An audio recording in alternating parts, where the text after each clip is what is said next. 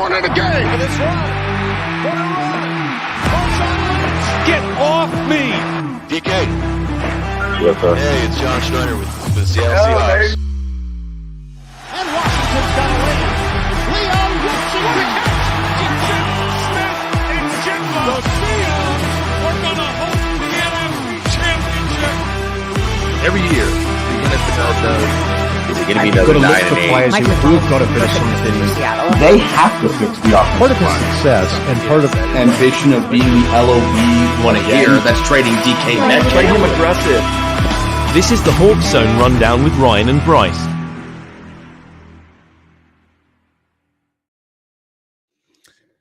Hey everyone, so welcome to our special crossover edition of the HawksZone Rundown. Tonight we're going to have Brandon and Adam from the Seahawkers podcast join us to kind of chop up the season to this point, what happened on Thursday night, and kind of get their views on what the direction of this team is and if there's a way to fix the direction of the team currently. So I'm going to bring both those gentlemen in and we'll get this going. Brandon, Adam, welcome to the HawksZone Rundown. Hey, thanks for having us. Yeah, man, totally appreciate it. That intro is killer, dude. I love That it. that is a Ryan who unfortunately can't join tonight's brainchild. So he kind of came up with it. So yeah, it's kind of our signature thing that we've got going. So, but guys, so let's get into this. So, what did you think of Thursday night? Not going to cut around the bush, go right into it. What'd you think? Yeah. Well, it hurt my feelings. I'll tell you that. Like, that was one of those games that you watch and you have high hopes because all off season you're thinking, oh, Mike McDonald, he's the defensive guru and he put the smack down on Kyle when he was with the Ravens. And finally we're going to be tough on D and going to, take down this Niners team that, honestly, I think we're all tired of seeing celebrating victories against the Seahawks. And we got none of that, especially in the first half. It was dreadful from the gate, and it was all three phases, Brandon. You didn't get to watch it live, so you watched it after the fact. I don't know if you came away with a different feeling. It was a weird feeling because especially after I followed the score, so I knew what was going on just in terms of the score. And I almost see every game live. It didn't work out for this one time. And then I joined you guys for the post-game show. And so I got to see everybody's reaction and like how everybody was feeling after the game. And so I had all of those feelings of following the score, seeing what was happening, and everybody's reaction, like all that was in there. Then when I went to go watch the game, and I guess it didn't match up to kind of how I thought it was ultimately going to look. And so I'm kind of in this weird spot of, well, we lost to the Niners. It's annoying because I obviously wanted to win, and they're in this position, which is perfect for, if we go out and beat them, then they're just in shambles because thinking, their coach is the worst. And I really wanted a lot of that. But when you turn the ball over 3 times during a game and they score 12 points off of your turnovers and you lose by 12 points, and you have a couple other times where you kind of got away with a couple, like not turning over the football when it probably should have gone the other way. And it's like, oh, yeah, I guess that's fine. Let's move forward and see where it goes from here. Yeah, no, it was hard to watch last night because it gave me so many last 5 iterations of this matchups kind of feels to it. Like there were moments where it felt a little different, but overall, I honestly was kind of like, this is supposed to feel different. The reason we kind of moved on in certain aspects was to try and change the way this had felt. But I honestly, like watching that game, I kind of came back to a realization like this team isn't where I think some people thought it was going to be after the changes and, how the first 3 games had gone to this season. I really think this kind of put a damper on where they are 6 games in the season, has made a lot of people kind of question the direction that they're going. And is it a playoff caliber team or are we closer to the rebuild? Like, you look at a gas gauge and it's either you're going towards empty or you're going towards full. Where are we going with this team? I'm at this point, I'm feeling more confident saying that I think they're closer to more of a rebuild than they are a playoff team at this point. Or reset. I should say reset, not rebuild. Reset. You can use rebuild. It's fine. It's, out of the I R would- words, I'd it's not be- a terrible one. Yeah, I'd be more okay with that because and I don't know what your guys' take on this, on how quickly a team should be successful after a coaching change, but it took Pete about 3 years to get the LOB going together. He started in 2010 after that awful Jim Mora experiment. And it took 2010, 2011, 2012, we started to see that team finally develop into who they were going to be. I honestly think this is going to take 3 years because there's a lot of John Schneider, Pete Carroll DNA in this roster still. I don't think it's necessarily a scheme issue because I look at some of the guys that have gone around off of Mike McDonald's staff, like Tennessee's defensive coordinator. Tennessee's defense is one of the top defenses in the NFL this year statistically. I don't think it's just scheme's been figured out. I think it's a lack of roster flexibility to play his scheme and style properly. And you're seeing that because of how this team was constructed last year and I'd say 4 years prior to that. It's an interesting thought. Yeah. Go ahead. Yeah. In terms of how long a coach takes to turn a team around, I found it hilarious through the entire offseason that everybody was like, fire Pete, get the next guy. We're going to win a Super Bowl. Like, it was just microwave a chip. On our show, we were talking about it over and over again. Look, getting to 9-10 wins every single year for over a decade isn't easy. And it's something that takes time to build. And you flip over to a new coach and you don't know for sure how that's going to go. And everybody just assumed that it'd be an upgrade. And then you get a very young coach on his first head coaching gig as the guy that you replace him with. And then you bring in a young D coordinator that's never done the job. And then you bring in a guy who doesn't have a lick of NFL experience to run the other entire half of the football. And we're surprised there's growing pains. Like, I'm not. In terms of, does the personnel fit the scheme? Yes and no. I mean, the idea that the defensive line, I think, is better this year in terms of the personnel there. I mean, Leo Williams can play in any scheme. Like, Jaron Reed can play in any scheme. Like, I don't think that's a problem. I think really where it's at is linebacker. They brought in 2 stopgap guys to play linebacker this year as you're trying to retool this roster, and they're not working. Like, Jerome Baker is not working. He guesses wrong all the time. He did nothing.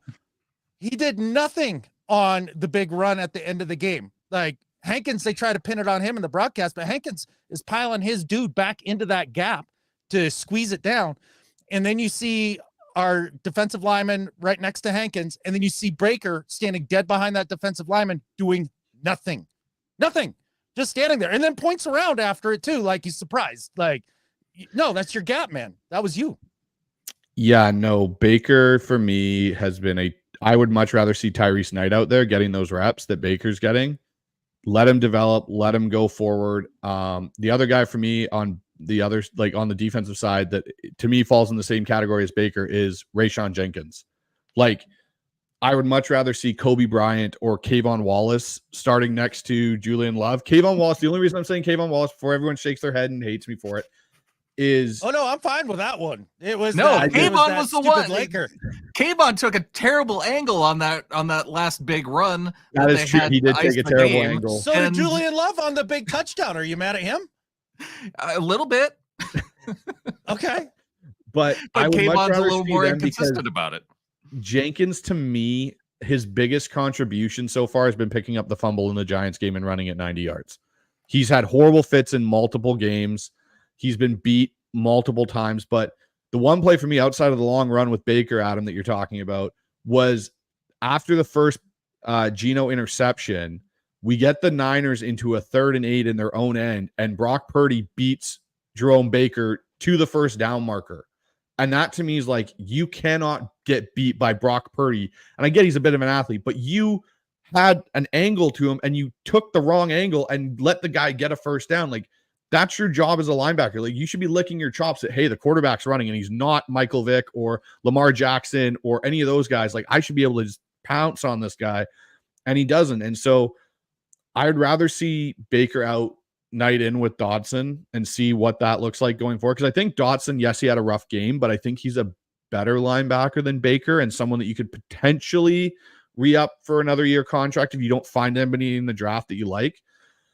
The thing on the D-line, I agree. Like, Leo can play anywhere in it.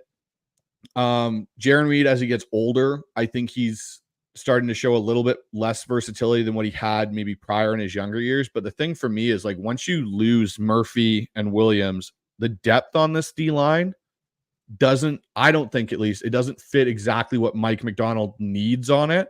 And that's where you see it. You see the starting group fits perfectly and they work. Murphy, Williams, Jaron Reed rotating in, even Mike Morris a little bit. But once you start seeing Hankins having to play more than his fair share of snaps, you're starting to see that versatility in Mike's scheme, I think, fall apart a little bit because of that limitation to the roster, is what I would kind of say. Yeah, and you'd think Draymond Jones would be able to provide a little bit more of a spark, especially when I think they gave him that contract expecting him to kind of grow into that, just because you'd seen promise, I think, from him in Denver. And yeah, we just haven't seen it. And unfortunately, yeah. And Baker's probably the most disappointing of the acquisitions so far. I mean, go back to, gosh, there was one throw to Kittle where, Kittle runs into Baker's zone and Baker doesn't even go with him. And he has like 10 yards of space between him and Kittle. It's like, dude, that's going to be your guy. Why don't you go cover your guy? Yeah, it feels like Baker is off doing his own thing. If you're going to wear the cowboy collar, I guess maybe it makes you do cowboy shit, because that's all he's doing. Like, he's just running around like a freelancer.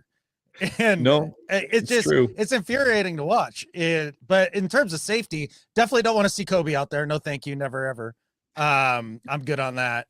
But in terms of Kayvon, I mean, is he really that much worse than Jenkins? Jenkins been okay. But okay. Really, if you want to get granular about like what's wrong with this team, talking about the defensive line, and to your point, Bryce, the depth isn't there after your starters. And offensively, Schneider seems to have a refusal to make an investment in the interior of the offensive line.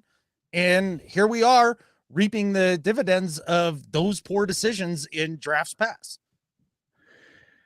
Yeah, I said it on our post-game show yesterday. The thing I think that drives me the most nuts about John Schneider right now is if this season goes really off the rails, and I'm talking like we maybe cap out at 6 wins or 5 wins, it's an extreme indictment on his roster construction for the prior years outside of this draft. But for me, the thing is, his statement does not look good now about, well, guards are overpaid and overdrafted.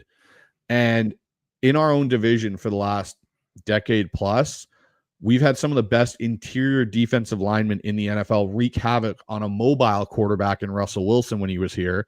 You had Aaron Donald, you had Armstead, Justin Smith with the 49ers, DeForest Buckner. Like, we've had guys just wreak havoc in our interior, and we've never really had solid guard play. You've kind of gone through the bargain bin with Mike Upati, DJ Fluker. Damian Lewis was serviceable. Like, I'd say he's a massive upgrade over Lincoln Tomlinson at this point in the season. And like, you invest in guys. Why isn't Christian Haynes out there? Like, it can't be that worse with Christian Haynes, honestly, than Bradford or Tomlinson at this point. Like, they constantly are one of the lowest graded out lineman tandems at guard in the NFL. You got to try something new. And I wonder with this mini bye they've got before Atlanta, if there's seriously some sort of change that comes there. Yeah, I don't know if we're going to see, because Haynes, maybe, what did he get, 8 snaps this past game? So it seems to be going down for him. It's real weird what they're doing with Bradford and Haynes in terms of trying to make a decision between those guys. And Tomlinson hasn't showed to be a whole lot better either. And in terms of overdrafting guys, I mean, all you have to do is look across at the Niners and their guards they drafted in the 2nd and 3rd round. Like, those are attainable guards to have. Yeah, they're not the greatest, but I think you have to do a little bit of investment. I mean, I still am frustrated about allowing Damian Lewis to walk. Yeah, it would have been expensive, but I think Damian, based on what he's done in Carolina, has shown that he could be good. And so often you develop these young guys and then they go, like, linemen need those 4 years to develop, and then they hit that veteran area, and it's like, okay, now it maybe paying guards isn't that bad of a thing, I don't think. Yeah, no, Brandon, I don't think it really is. And honestly, like, I just start to wonder, like, I look at when Drew Brees went down to New Orleans. They invested in tackles when he was initially there, but their biggest assets were in the guard position. If you have a pocket passing quarterback and Geno's mobile, but he's not run around like Russell Wilson or Lamar Jackson, escape crazy trouble and go for a 60-yard run. Like he did his big run earlier this year. Give him credit. It was surprising. But when he's constantly having his guards in his lap because they can't pass protect to save their lives, your offensive downfield attacks isn't going to work. And that's, I think when I look at Grubb coming over from Washington, because I watch the Huskies, I'm a big Huskies fan, I could see his affinity of, hey, look, I've got JSN, I've got Tyler Lockett, I've got DK Metcalf, and I've got, it's like almost switch with the offensive receivers. I've got K9, who's an upgrade on Dylan Johnson in my running game. I wonder if there was like a blackout on his contract that said, do not look at the offensive line, and Scott Huff, do not look at the offensive line. It just, don't worry about it. It'll be fine. Because their system doesn't fit the offensive line that you have. Like, it just doesn't. Yes, we're moving the ball, but it's like boom or bust, basically. We hit one big deep play and then we stall out for 3 drives and we're not really moving the ball. Like, something's got to give here, and they can't run the ball. Like, K9s can only pinball so much behind the line of scrimmage before he breaks.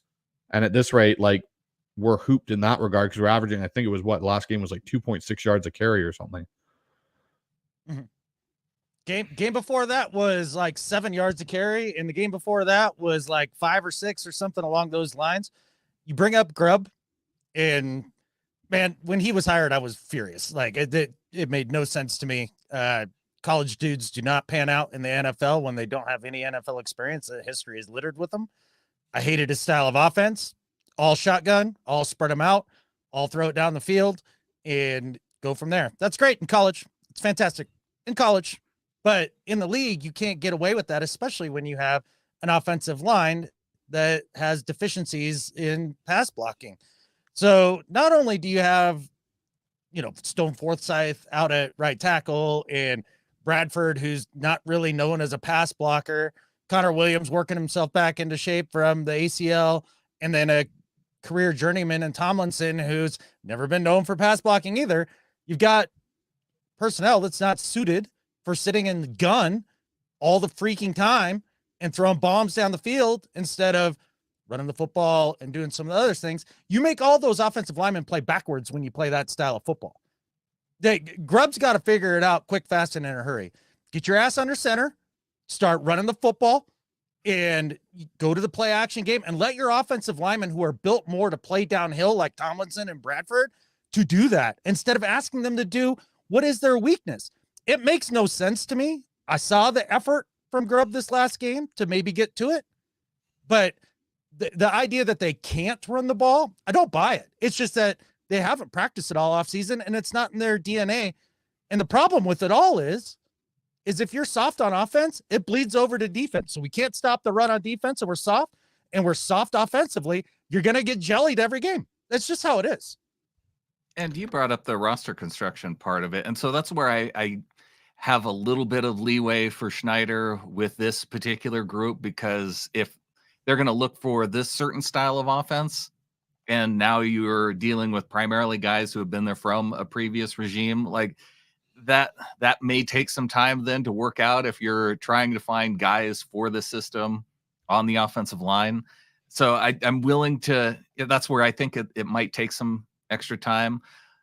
Roster construction on the defense side, though, I know that part of it, I feel like McDonald has been so good at making guys fit within,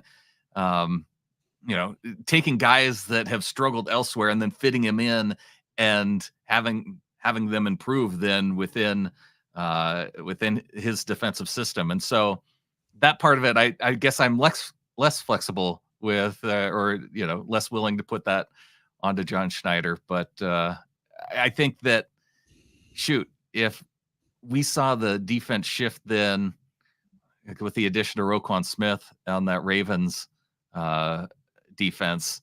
Like I can't help but wonder if we were to get like a Pro Bowl caliber linebacker who's kind of in the middle of his career, would that then flip some of these issues that we're seeing on defense? Maybe it might. It's actually funny. So someone's commented in here, Adam, and kind of to your point about how the offensive line needs to go downhill, but the other position, like our offense seems to be split from what the O-line could be good at to what Grubb wants to run. And this is kind of what Grubb has said about Haynes, apparently, which is Grubb has said Haynes doesn't have the power needed like Bradford, yet they don't want to run the ball in a gap power scheme all the time, which would suit Bradford and Tomlinson. They like their zone and they like those type of things, which for big guards is not an easy thing to do. Like I coach and I'm an offensive coordinator, and I usually tend to build my running game on what my offensive line is good at, not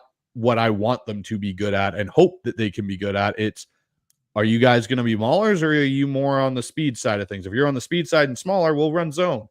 You're bigger, I'm going to let you go to work on the defensive line. But yeah, Brandon, to your point, I don't know if linebacker even fixes the defense. So we can pivot to the defensive side of this. There's problems there.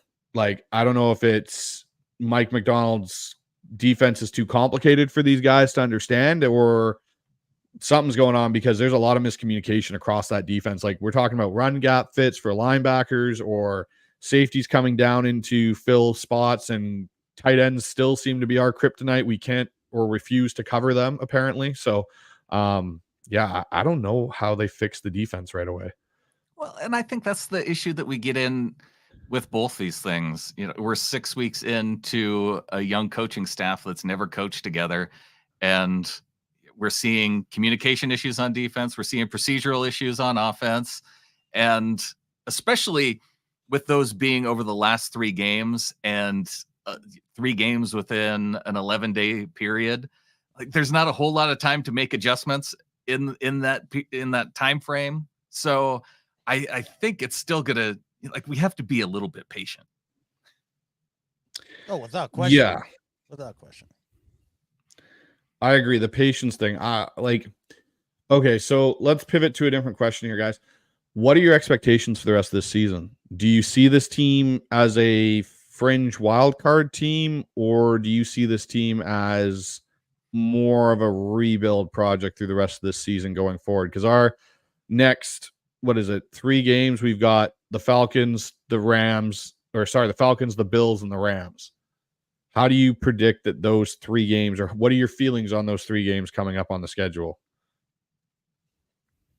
Yeah, that's going to be a big stretch there. But to Brandon's point too, they're going to have the mini bye coming into this week, and that's going to help them here a little bit. I'm not sure the Falcons are for real. I know that they've had a couple dramatic come from behind victories and all that. I don't see those 2 teams as completely on different levels.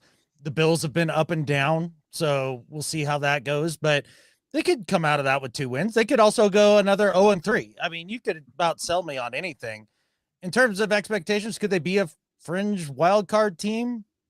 Maybe. I mean, I think I see 2 coming out of the South and 2 coming out of the North, so it gets a little sticky there. But at the end of the day, like, this is what we signed up for. We signed up for changeover. We signed up for, and we jettisoned an not easy, but a certain 10 wins a year to roll the dice and try something new. And here we are. And so you got to live with it. I know a lot of people in the chat last night on the post-game show, Mike's cooked. He's on his way to get fired, all that stuff. Brandon, I know you feel that it's as ridiculous as I do. Like we said at the beginning of the year, we're giving these guys 2 years just about no matter what. But I do think that the defense will get progressively better throughout the year to maybe get to about a middling defense. And offensively, I have no idea. Like Grubb always says all the right things at the podium, and I love it. I love listening to him talk. I like the guy, but the actions haven't met the words yet. So we'll see.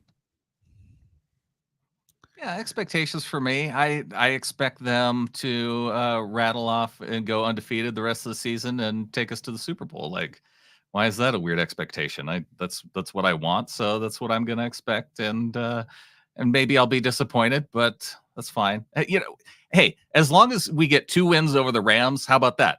2 wins over the Rams, and I'm happy.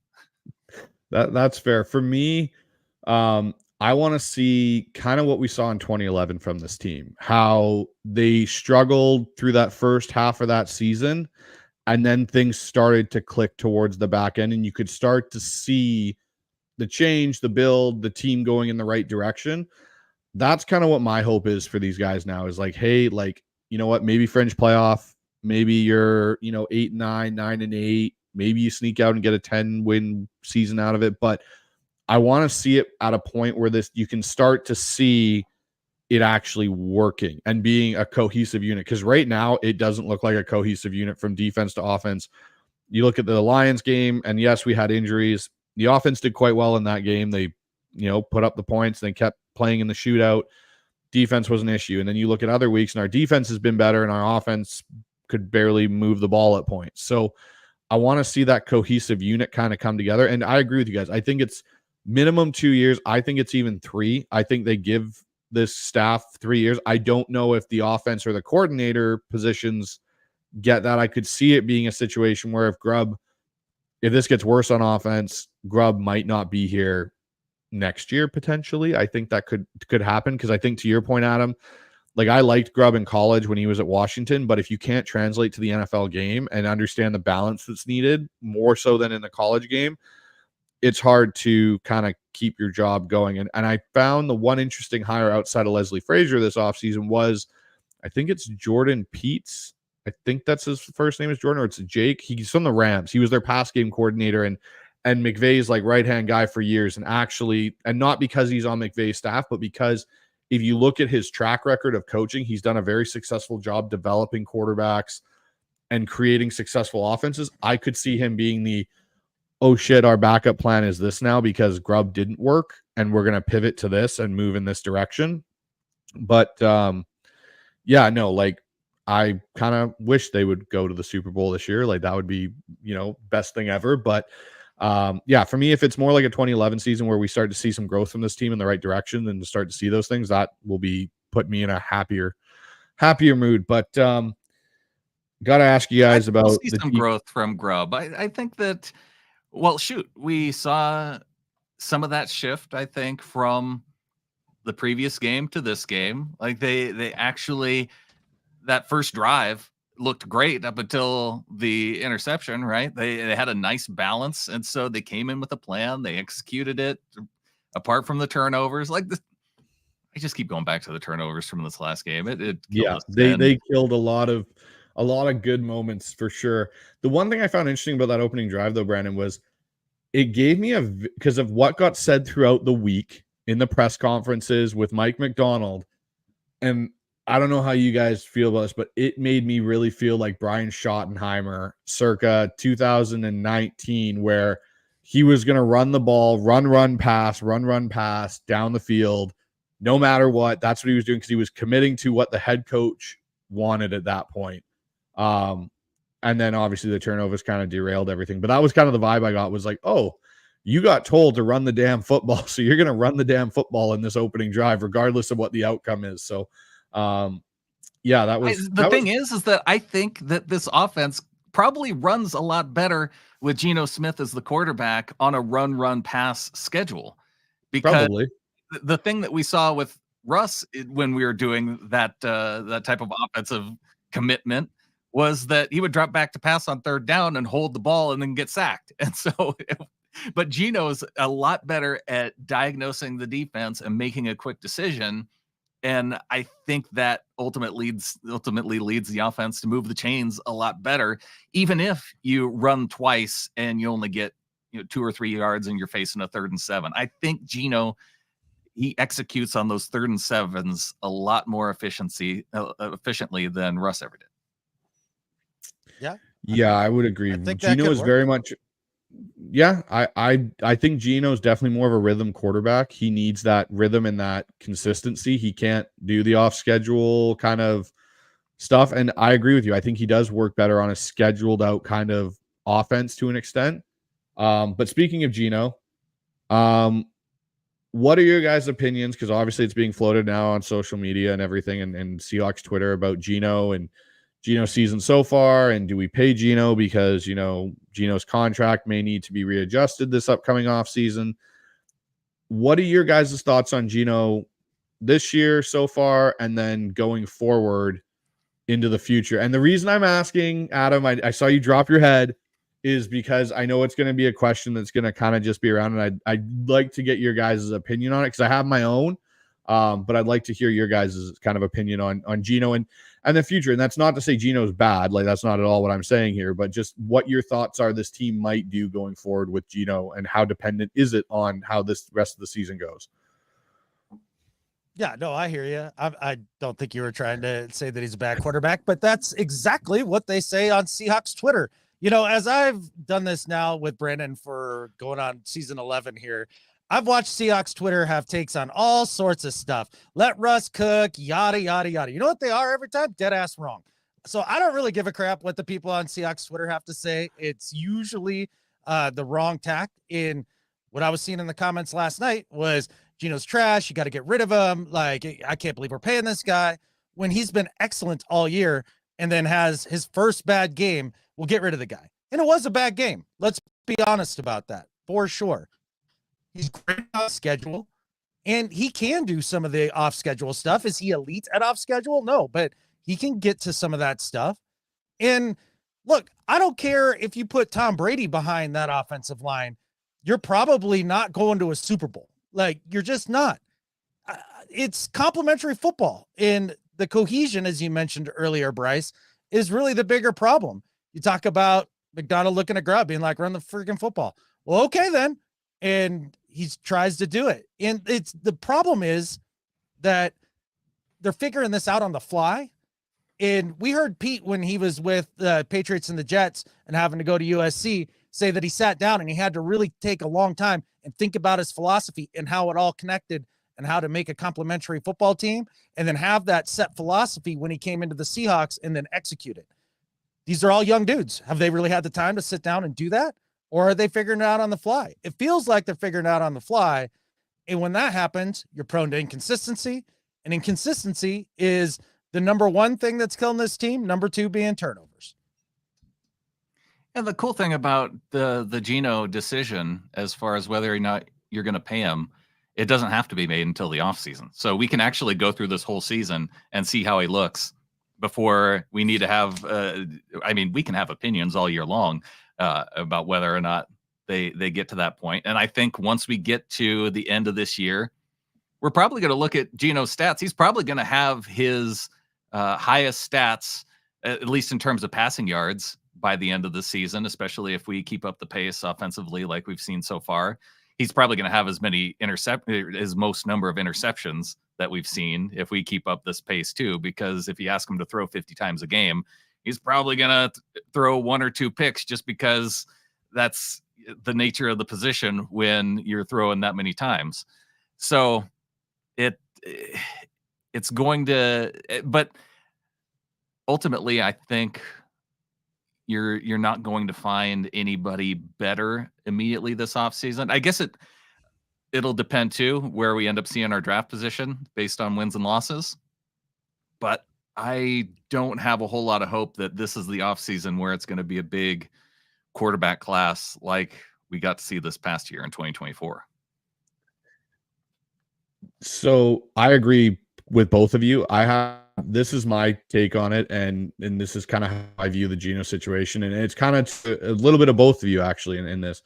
I think Gino's the right quarterback right now for this Seahawks team. I don't think if you put a rookie or anyone else behind this, it's going to get any better. There's some people saying, "Oh, we need to put Sam Howell in right away." I don't agree with that, but yeah, I don't know if suck even harder. Let's do that immediately. Yeah. Hey, well, that's how Washington got the top draft pick. So if that's what we want to do, maybe. Yeah, I don't think Jaden Daniels is walking through the doors of the draft next year, sadly. But no, the thing for me with when I look at Geno is I look at a good quarterback that can help you win games and stay in the hunt for things with the way the team currently is constructed. I don't know if he's the guy to necessarily get you to the mountaintop, but I don't know if that's what's being asked of him currently. Like some people are, viewing that as what it is. I look at Geno and I go, you don't have the pieces in place to bring in a rookie quarterback. You look at what happened to Bryce Young down in Carolina. Like he got lambasted in his first year, and now everyone's saying he's broken. And we've seen that more and more with rookie quarterbacks when they go behind a bad offensive line and not having any pieces involved.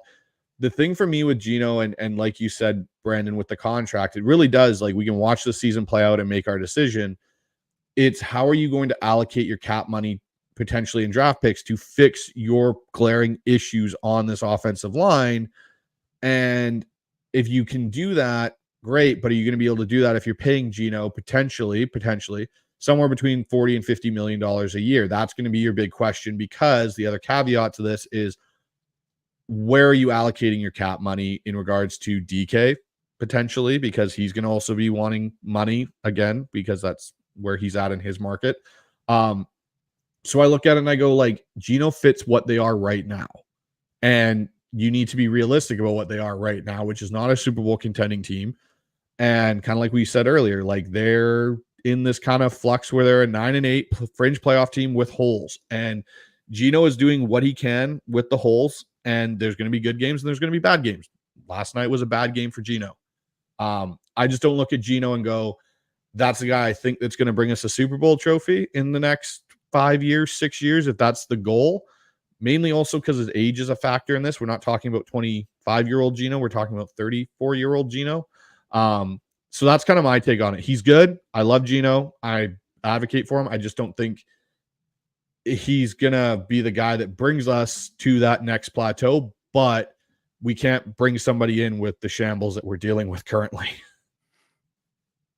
Yeah, I would say this. Look, if they don't take high draft capital and spend it in the trenches, specifically offensively, then if you go and you spend that draft capital on bringing in a young quarterback, you're going to lose a lot more.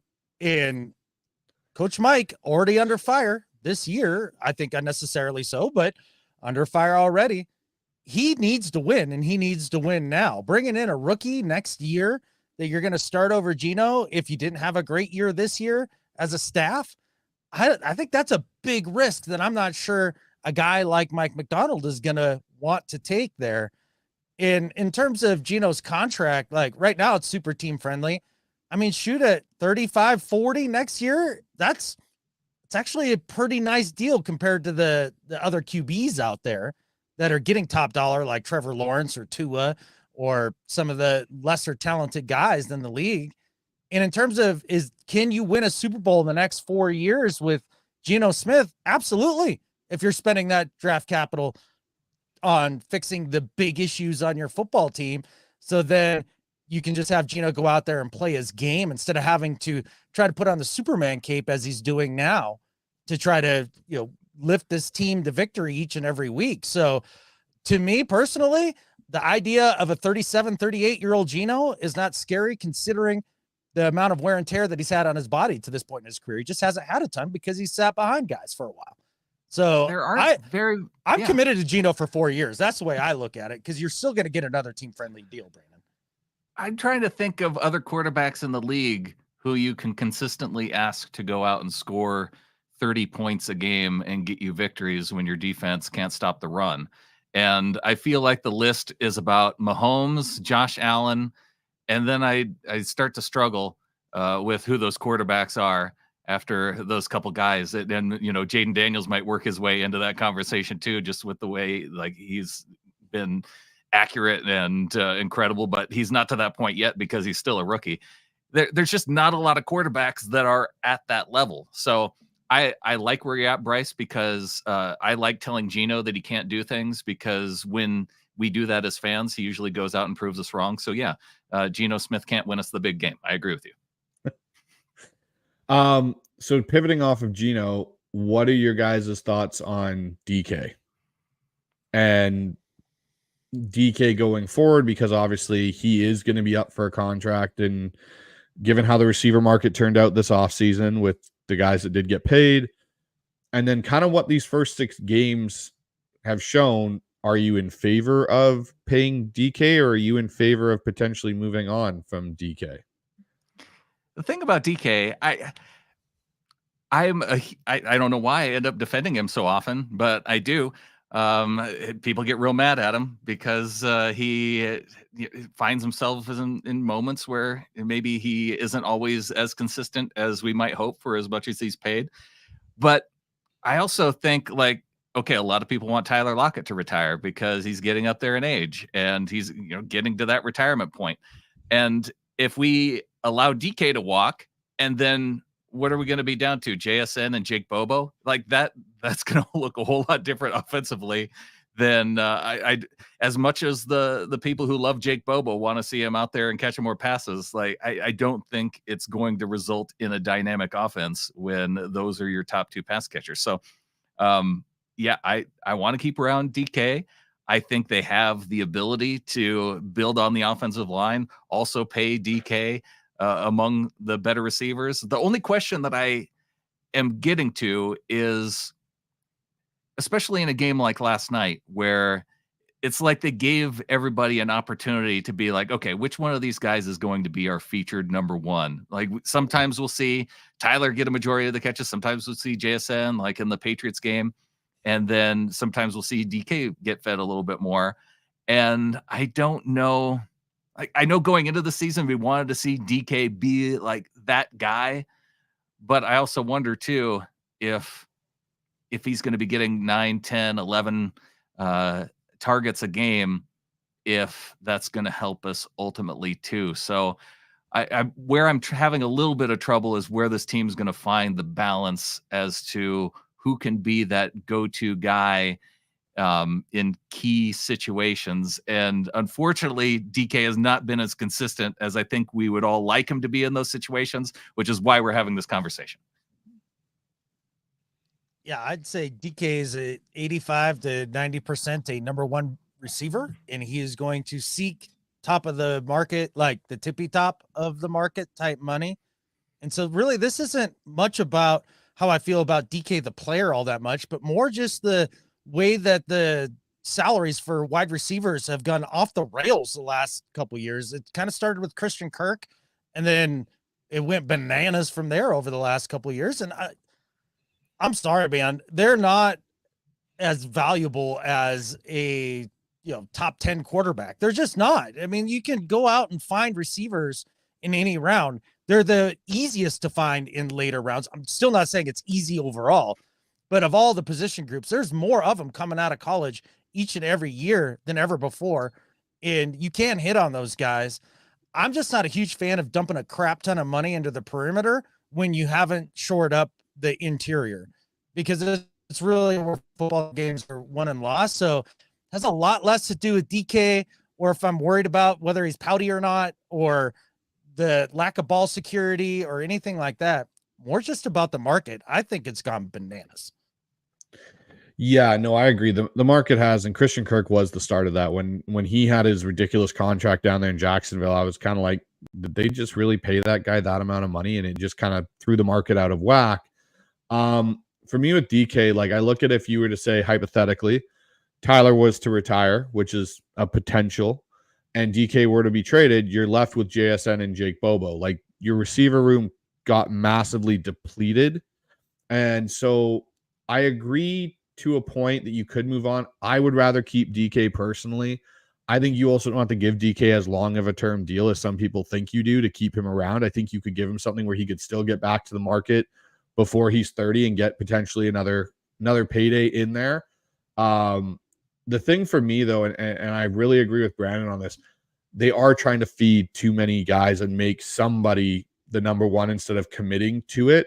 Like you said, JSN had his game, DK's had a game, Tyler had his game. Like, I would rather see them focus maybe more on getting DK involved in ways that DK is good at getting involved, because it feels sometimes with this offense with Grubb, he's trying to make DK into a complete receiver.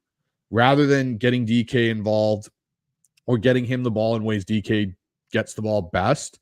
Like DK is not a end zone fade route runner. That's not his thing.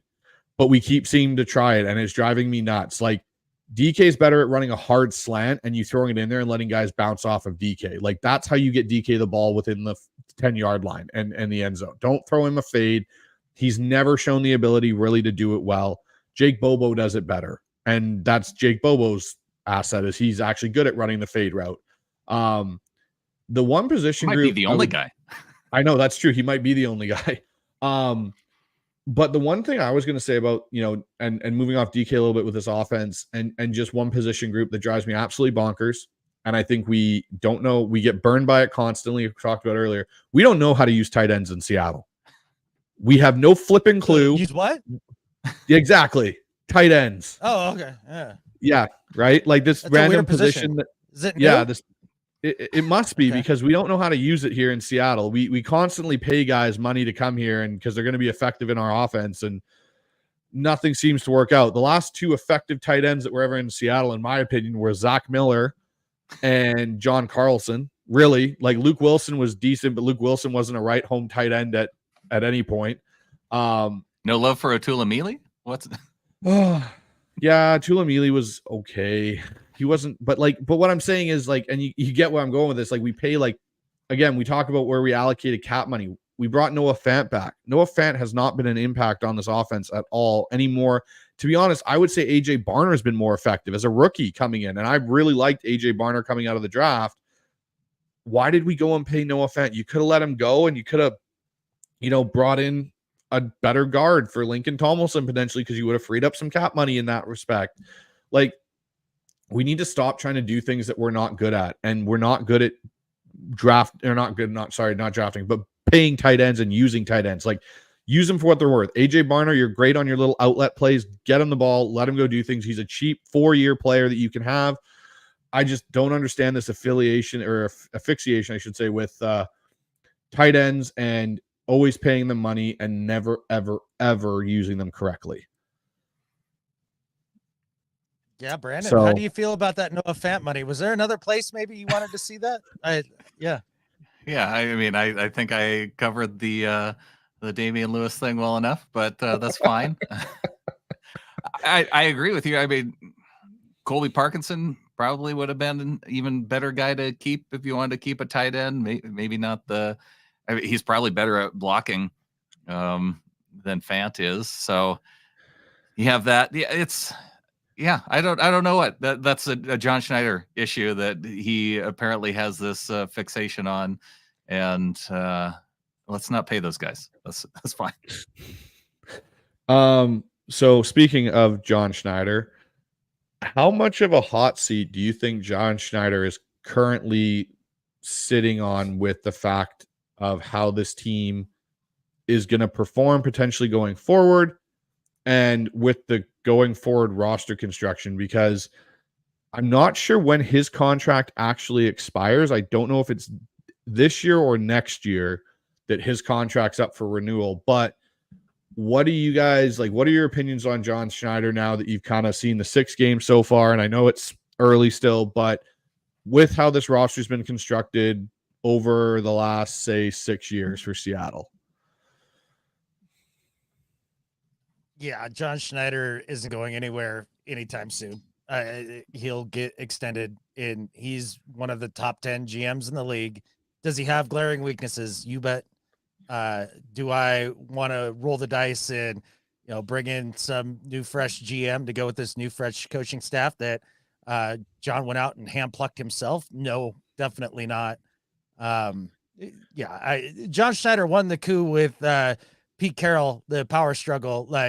One bad year as they're moving on from Pete, and his hot 2%.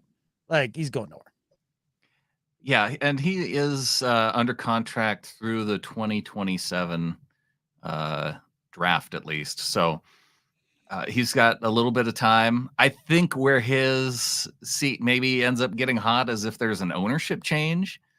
And that would be the one question that a new owner wants to bring in their own guy. And I have no idea when that has to happen or could happen, but the potential is there at some point.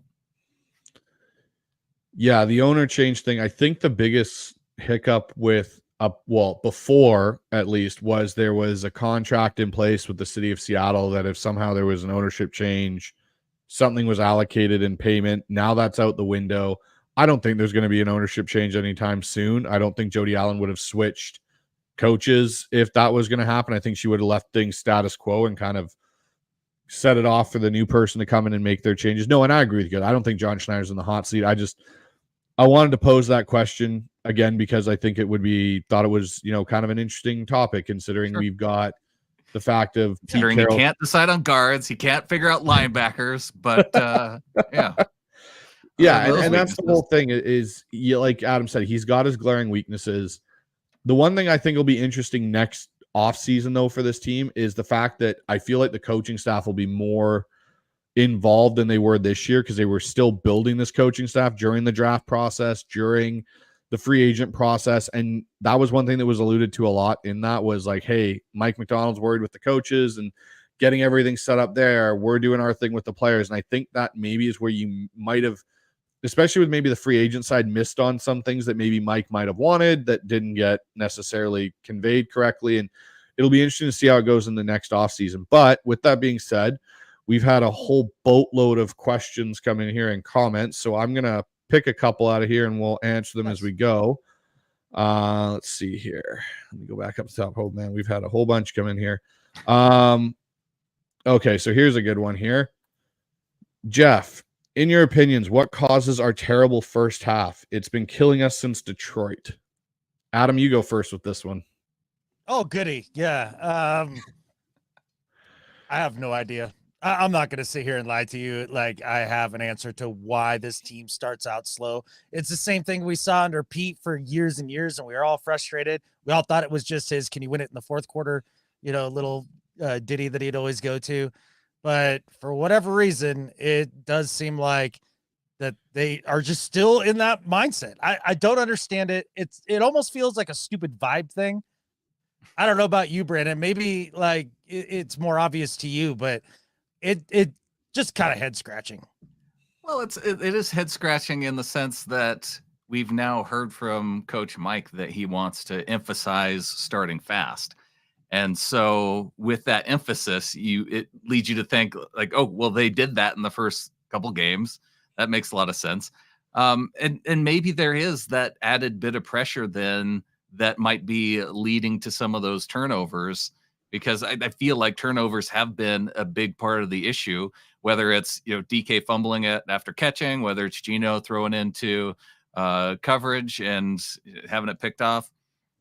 So there might just be, whether it's that added pressure to start fast that the coach is putting on the team, or that there's just that little bit of lack of execution that we've seen just over a short time span of 3 games, that it hasn't been great.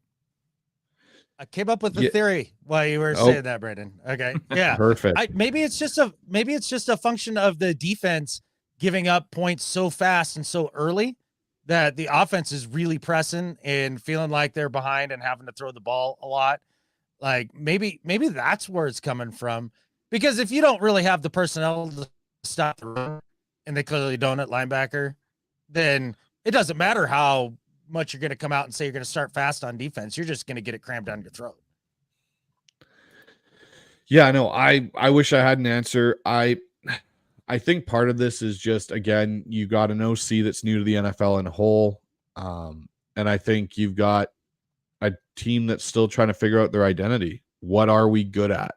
And they don't know offensively what they're good at. And defensively, I still think, like, yes, they pressure the quarterback well, but there's other parts of this defense where I'm kind of going, like, you guys are not up to par where you should be or need to be, even given the talent that we do have. So, yeah, I'm kind of lost. I don't know what the answer is to that. I hope they figure it out, but it's an interesting one. So I've got Mike another. McDonald doesn't have the answer either. No, he doesn't. I wish he did too. He also doesn't know. So here's another one from the Snail. I like the username. We need a punt returner. I am in What, D. Williams? advocation. Wait, you're not a D. Williams fan, Snail? Oh man, D. Williams, he is advocate or putting a roster spot, I should say, for a guy that is solely going to be your returner, basically, and he can't seem to hang on to the ball is a massive, massive issue. And it's not the first game that we've seen D. Williams struggle returning a punt, returning a kickoff.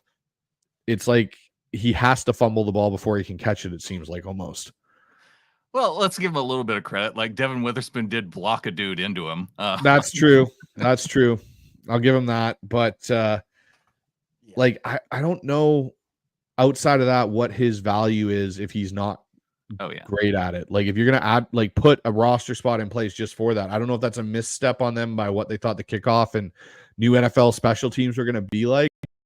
But I wonder if that gets changed coming up here. Like, I would rather see potentially someone else back there with Chenault, even though Chenault did fumble in the game, like a Derek Young, maybe even like give someone else a crack back there that may be able to be better at it. I don't know. What are your guys' thoughts? Do we need a new punt returner? Why can't Laviska catch punts since he also catches kicks? That's fair. I'd be good with that too. Yeah, it's a lot like kickers and punters. They can't do each other's jobs. It's just impossible, Brandon. Why even ask? It's totally different rotation of the football. Yeah, but yeah, we can put them both back on kickoffs. Yeah. I never thought I'd say this in my lifetime, but I kind of miss DJ Dallas. I look, the number one thing that you need out of your returner is to be able to catch the freaking ball, and he's been putting it in jeopardy here in the last couple of games, and it makes me nervous. Like, at least give me that. At least have somebody who's a reliable catcher, and then we can talk about, you know, if you need some dynamic playmaking from that guy. But it would be great. I've been, you know, sad to watch our special teams, specifically on punt return, be a non-factor for years and years now. I miss Brian Walters. That's who I was going to say. Thank you, Brandon. That is literally who's on the tip of my tongue. I was going to say, I miss Brian Walters right now because he never dropped the punt. Okay, so Never here's returned another it one. either. Yeah, that's true. He was the fair catch specialist at that point. Michael Fawcett, at the start of the season, I would have assumed our secondary is our best unit on D. After week 6, what is our best unit? Yeah, it probably is the defensive line. Just and unfortunately, injuries have hammered us there. But they haven't been able to stop the run either. But I think that I look more at the linebackers as to taking on a little bit more of that responsibility of in terms of where more of the failure goes. So yeah, defensive line probably the best, and that has to be it because you can only choose among 3. Yep, Adam. Yeah, no, Brandon hit it on the head. It has been the D line, especially when Murphy's been in there, and I think it's going to improve again when he comes back and be even better. But, you know, the secondary, yeah, we all had high hopes for that. But Trey Brown's taken a step back. He's looked pretty bad in a couple games now. And Spoon, maybe it's just an underutilization in some regard, but we haven't seen that big, you know, a bunch of big plays out of Spoon so far this year. Not that he's been playing poorly, but just, yeah, the wow hasn't been there. And, you know, Reek obviously injured a little bit. So, been a disappointment in the secondary overall, and not to mention anybody not named Julian Love in the safety position. So, defensive line for sure. Yeah, I'd have to agree with you guys. I think it's the defensive line. I think our secondary's got its issues, and like Adam alluded to, Brown's had some struggles down the stretch here. But yeah, the one thing I was gonna say too is Witherspoon's kind of been non-factor, it seems like, in a lot of ways. He's not at all as loud or whatever as he was last year. Like, he just seemed to have kind of fallen off a little bit in that regard. Like, even there was a point in the game where he usually last year, like I remember the Pittsburgh game vividly, where he chucked, I think it was Warner, out of bounds, and he just had this kind of fire and attitude about him. And I just haven't seen that really as much this year as I thought I would have, considering, you know, the fact I figured he was going to be more of a presence on the defense. But here's another one coming in here. This is from Motive. I think we need to run a complete no-huddle offense like the Bills did in the 90s. It was fun to watch and got them to 4 straight Super Bowls. Well, look, I'm for Thurman having Thomas fun. just called and yeah. Well, Thurman Thomas just calls and he disagrees about the no running there. But look, at the end of the day, I guess no huddle. I read that wrong. But yeah, the K-Gun offense, I mean, are we really that far away from it right now? Like No. that's kind of how it feels at this point, is just all gun and soft football.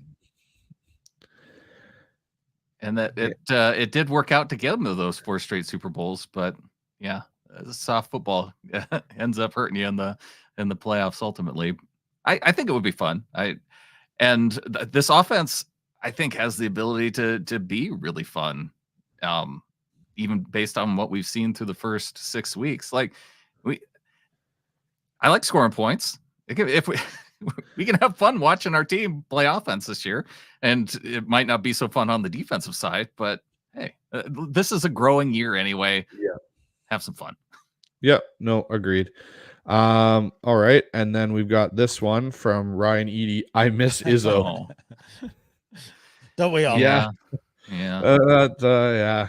Izzo was a good special teams coach. I was kind of surprised he actually wasn't retained on the staff, but where is he right now? Where did he go? Because they have a good special teams unit where he went. Did he go to the Commanders?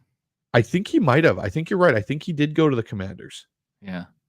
I mean, McDonald had to have one of his buddies from Michigan on the team, right? So why not bring a Harbaugh? That's fair. That is fair. Like that was the other thing that was very surprising when Mike McDonald did put this staff together, how few connections he really kind of had on this staff compared to most guys. When they take over, they have a fair amount of guys that they know or whatnot that they've kind of built relationships with. It was a very interesting staff construction, I would say. And I wonder if the defense doesn't really put it together this year, I wonder if there will be maybe some guys brought in that have more of a connection to Mike McDonald's defensive side of things for next year, potentially, if things don't go well that way. Yeah, I think that's possible. You kind of forget as a fan that McDonald brought in like this kind of hodgepodge of guys from all over the place, and a lot different than the way that a lot of coaches construct staff. And I do think that points to another data point of why this is taking a while for it to come together. I mean, so many different dudes from so many different philosophies, all young, all trying to make their mark. And I do think it leads to some confusion. So that's one of the things that does give me hope going forward, because I do think McDonald's a good communicator, and it just takes time for that to gel. There's just no other solution.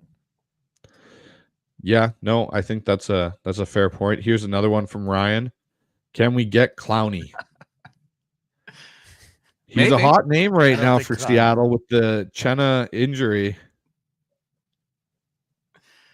Yeah. Well, he does have that connection to Mike McDonald. I just don't know if the John Schneider connection, if there was any kind of bridge burn there. But geez, right.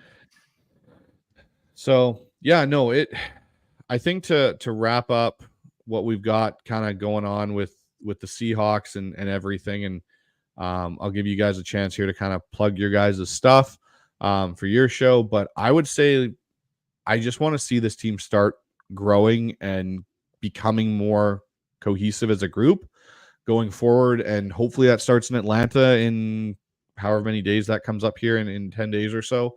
I just don't want to see it get worse than what it currently is. I think hopefully this is bottom for this season and this regime, and they can start to kind of climb back out. And if that means going back to more basics and more stuff like that, like the thing for me that's been driving me a bit nuts lately is the tackling has gotten so bad. Again, it's like we kind of made this claim that they hit more and they tackled a bit more in training camp and stuff. Like you need to go back and work on the fundamentals of that. Maybe you need to just kind of get this thing steered back in the right direction. Yeah, I think that after they have a little bit that extra long week after Thursday night football, I'm willing to be patient this season and see where it goes. Yeah, you want to see that growth. it's just, yeah, I think we need to realize it's going to take a little bit of time with these guys, but also I'm optimistic. Like, this is not a Jim Mora situation. Like, there's no way that there's something that happens during the season that that Coach Mike ends up going off the deep end in front of the media and showing that he's ready to throw the entire team under the bus. Like, we've seen that he's going to be an accountable leader, and so I'm optimistic with him. I'm even optimistic in Ryan Grubb that he has that ability to grow too. So I'm looking forward to seeing how it goes over these next few weeks. Yeah, man. Progression rather than regression. I'm with you, Bryce. Like, that'd be nice to see, no doubt about it. We might see some progress over the next, few games here, but I don't think this is the first rock bottom or the only rock bottom this year. I only think it's the first. I mean, I think there's going to be another stretch that gets rough, and it's going to just be uneven and inconsistent for a lot of the year as they try to remold this team into their image. And you know what?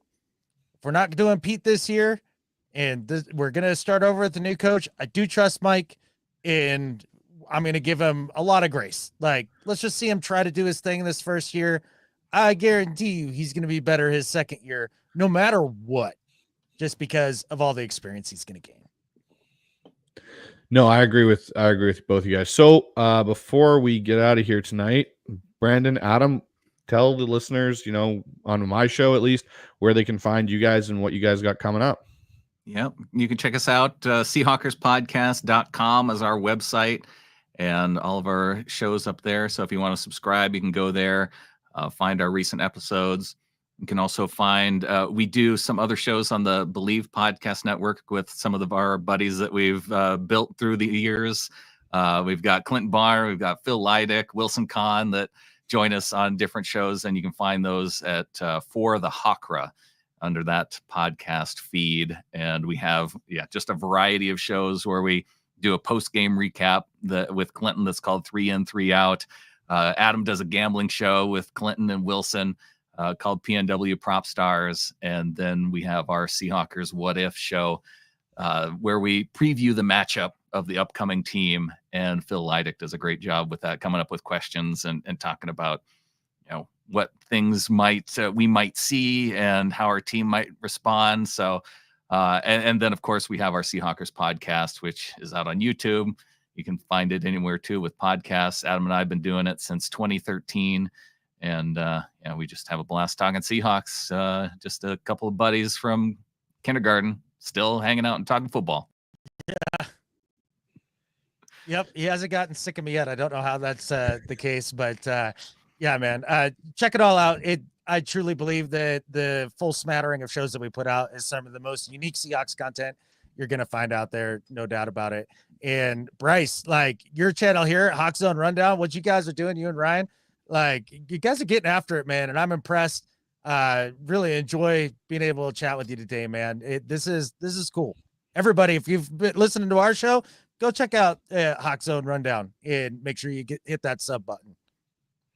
Really appreciate that, guys. It was a lot of fun. We definitely want to have you guys back on the show at some point further down the season so we can kind of hash out where this team's gone. So yeah, for anyone from the HawksZone Rundown, please go sub to these guys. Check out their stuff they've got going on. I've listened to them since 2013 and are a big reason why I'm doing what I'm doing now with the HawksZone Rundown. So really great to have you guys on.